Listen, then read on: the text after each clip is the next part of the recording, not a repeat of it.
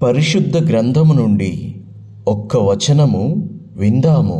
ఆదికాండము 26వ అధ్యాయము 3వ వచనము. ఈ దేశమందు పరవాసివై ఉండుము, నేను నీకు తోడై ఉండి నిన్ను ఆశీర్వదించదను. దేవునికి స్తోత్రం కలుగునుగాక. పరదేశములో ఉంటున్న దేవుని బిడ్డలారా, ఒంటరిగా ఉన్నామని అనుకుంటున్నారా? ఎవరు లేరని బాధపడుతున్నారా?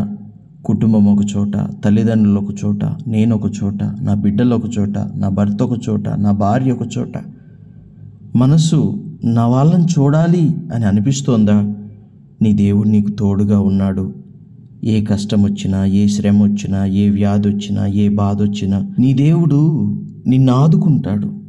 ధైర్యముగా ఉండు. తప్పక నీ దేవుడు నీకు సహాయం చేస్తాడు.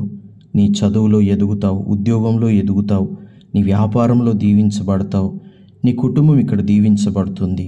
ఏ దేశంలో నువ్వు ఉండి ఈ వాక్యం వింటున్నా నీ దేవుడు నిన్ను ఆశీర్వదిస్తాడు, నీ కుటుంబాన్ని ఆశీర్వదిస్తాడు.